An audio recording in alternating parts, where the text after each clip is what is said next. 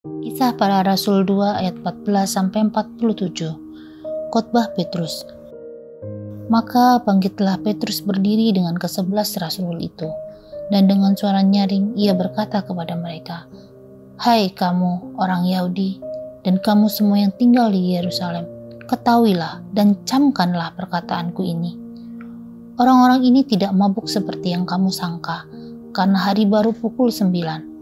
Tetapi itulah yang difirmankan Allah dengan perantaraan Nabi Yoel. Akan terjadi pada hari-hari terakhir, demikianlah firman Allah, bahwa aku akan mencurahkan rohku ke atas semua manusia, maka anak-anakmu laki-laki dan perempuan akan bernubuat, dan teruna-terunamu akan mendapat penglihatan-penglihatan, dan orang-orangmu yang tua akan mendapat mimpi. Juga ke atas hamba-hambaku laki-laki dan perempuan akan kucurahkan rohku pada hari-hari itu, dan mereka akan pergi bernubuat. Dan aku akan mengadakan mujizat-mujizat di atas, di langit, dan tanda-tanda di bawah, di bumi, darah dan api, dan gumpalan-gumpalan asap. Matahari akan berubah menjadi gelap gulita, dan bulan menjadi darah sebelum datangnya hari Tuhan, hari yang besar dan mulia itu. Dan barang siapa yang berseru kepada nama Tuhan akan diselamatkan. Hai orang-orang Israel, dengarlah perkataan ini. Yang aku maksudkan ialah Yesus dari Nazaret, seorang yang telah ditentukan Allah dan yang dinyatakan kepadamu dengan kekuatan-kekuatan dan mujizat-mujizat dan tanda-tanda yang dilakukan oleh Allah dengan perantaraan Dia di tengah-tengah kamu, seperti yang kamu tahu.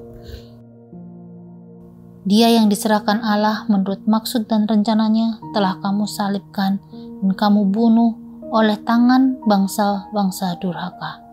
Tetapi Allah membangkitkan Dia dengan melepaskan Dia dari sengsara maut, karena tidak mungkin Ia tetap berada dalam kuasa maut itu. Sebab Daud berkata tentang Dia, "Aku senantiasa memandang kepada Tuhan, karena Ia berdiri di sebelah kananku, aku tidak goyah. Sebab itu hatiku bersukacita dan jiwaku bersorak-sorak, bahkan tubuhku akan diam dengan tentram. Sebab Engkau tidak menyerahkan aku kepada dunia orang mati, dan tidak membiarkan orang kudus-Mu melihat kebinasaan. Engkau memberitahukan kepadaku jalan kehidupan. Engkau akan melimpahi aku dengan sukacita di hadapan-Mu." Saudara-saudara, aku boleh berkata-kata dengan terus terang kepadamu tentang Daud, bapa bangsa kita. Ia telah mati dan dikubur, dan kuburannya masih ada pada kita sampai hari ini.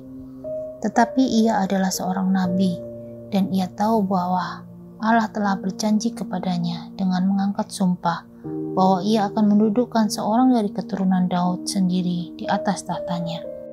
Karena itu ia telah melihat ke depan dan telah berbicara tentang kebangkitan Mesias, ketika ia mengatakan bahwa Dia tidak ditinggalkan di dalam dunia orang mati, dan bahwa dagingnya tidak mengalami kebinasaan.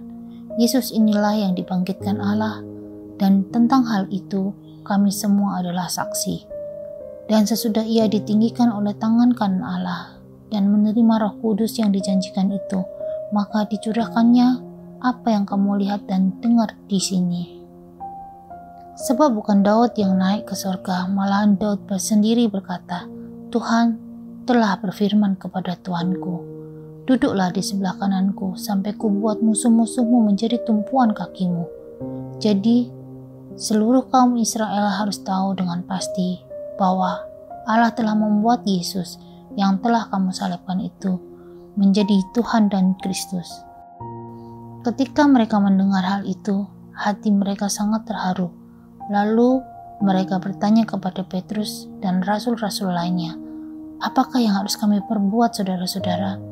Jawab Petrus kepada mereka, "Bertobatlah dan hendaklah kamu masing-masing memberi dirimu dibaptis dalam nama Yesus Kristus untuk pengampunan dosamu. Maka kamu akan menerima karunia Roh Kudus. Sebab bagi kamulah janji itu, dan bagi anak-anakmu, dan bagi orang yang masih jauh, yaitu sebanyak yang akan dipanggil oleh Tuhan Allah kita." Dan dengan banyak perkataan lain lagi, Ia memberi suatu kesaksian yang sungguh-sungguh dan ia mengecam dan menasihati mereka. Katanya, berilah dirimu diselamatkan dari angkatan yang jahat ini. Cara hidup jemaat yang pertama. Orang-orang yang menerima dan perkataannya itu memberi diri dibaptis, dan pada hari itu jumlah mereka bertambah kira-kira 3.000 jiwa. Mereka bertekun dalam pengajaran rasul-rasul dan dalam persekutuan, dan mereka selalu berkumpul untuk memecahkan roti dan berdoa. Maka ketakutanlah mereka semua, sedang rasul-rasul itu mengadakan banyak mukjizat dan tanda. Dan semua orang yang telah menjadi percaya tetap bersatu, dan segala kepunyaan mereka adalah kepunyaan bersama. Dan selalu ada dari mereka yang menjual harta miliknya, lalu membagi-bagikannya kepada semua orang sesuai dengan keperluan masing-masing. Dengan bertekun dan dengan sehati, mereka berkumpul tiap-tiap hari dalam bait Allah.